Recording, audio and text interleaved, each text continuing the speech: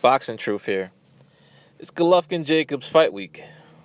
But right now I want to talk about a fighter that's going to be in the co-feature. And that's Roman Gonzalez, Chocolatito. And I want to talk about how he's being somewhat mistreated by WBC. He's being forced to make back-to-back mandatory defenses in the super flyweight division. Now WBC, prior to this mandatory defense that Gonzalez has to make against the mandatory challenger for this fight, and it's hard to pronounce his name. Fighter from Thailand, Sikriket. I don't know how to say his name, so my bad. It's hard to pronounce. But prior to this mandated defense that Gonzalez is going to take on March 18th on the undercard of Golovkin-Jacobs, there wasn't a mandated title defense in the super flyweight division by WBC that was mandated for about 2 years. And now, all of a sudden, after Gonzalez, if he takes care of his mandatory challenger on March 18th, he has to make another mandatory defense against Carlos Cuadras.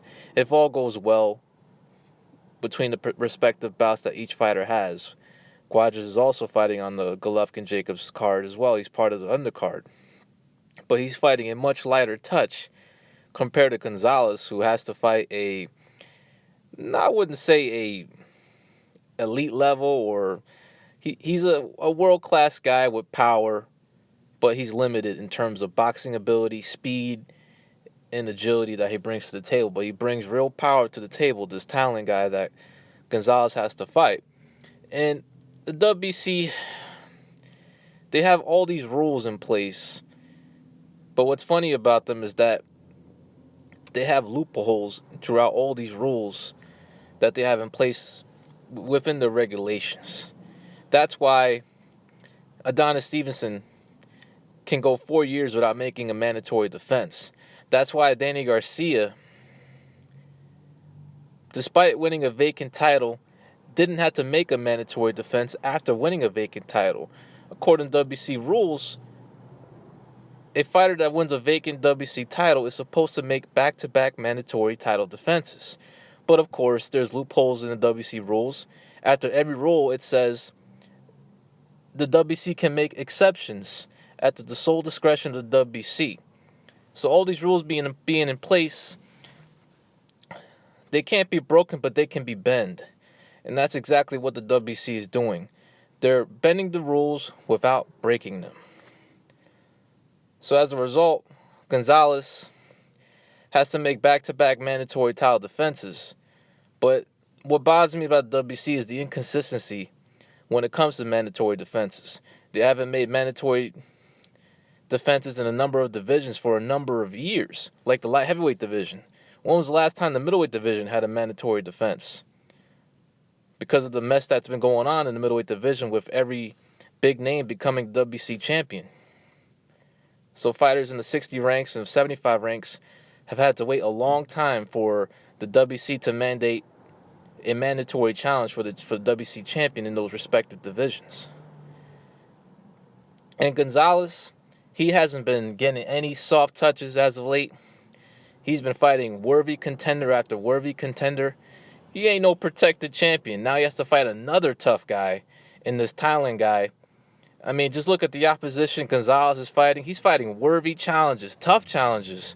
And you got a bunch of protected chumps out there like Adonis Stevenson and Deontay Wilder, just to name a few, who are WBC champions but are mostly cherry-picking within the WBC rankings, fighting the least dangerous opponent within the WBC rankings. And Gonzalez, he has to fight tough challenge after tough challenge.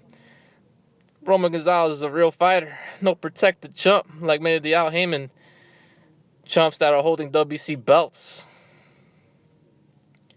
Now Roman, he has to fight this Thailand guy who has over 40 fights. He's got 38 knockouts. He's knocked out a bunch of stiffs, no doubt. A bunch of low-level guys in his home area, home region, whatever, in his country.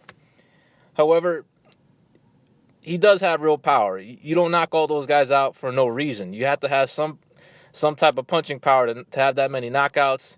It's not easy to knock out anybody. So He's definitely got real power. He had Cuadras in real trouble in their fight a couple of years back. He hurt Cuadras really bad with body shots. Could have been on the verge of stopping him had the fight had not been stopped due to an accidental head clash, which caused the fight to be stopped and went to the scorecards, and Cuadras got the decision. But prior to the stoppage of the action, Cuadras was getting his ass whooped and was on the verge of possibly getting stopped. We'll never know because the fight was stopped short. But now Gonzalez has to fight this cat who is the mandatory, but he's only the number 2 contender, but he's the mandatory. Like, the WBC has all these rules. And also another rule is they could designate anybody within the top 15 as the mandatory. You don't necessarily have to be the number 1 top-rated contender. So Gonzalez has to fight 2 fights back-to-back if he gets past his Thailand guy, and they're all tough fights. No easy pickings, no layups. Roman Gonzalez is being a true champion, taking on the toughest challenges available within the WBC rankings.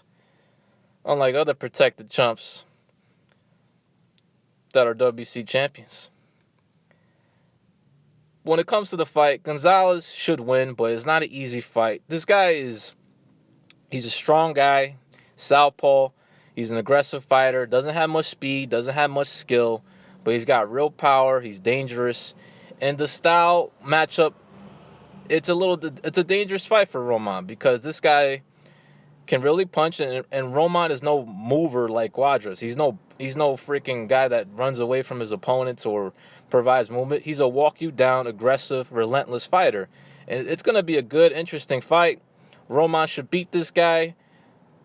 He's a lot faster, he's more skilled, he's better defensively, and he has much more punch variation, much more combinations, angles.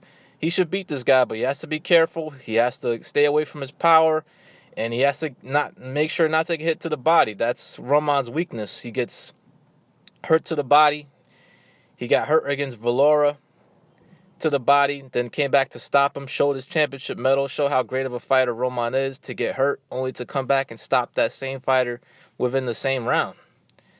But it hasn't been an easy road for Roman, man. He's been taking some lumps. He's taking some tough fights. The Brian Valora fight wasn't easy. The McWilliams-Arroyo fight wasn't easy. The Cuadras fight wasn't easy.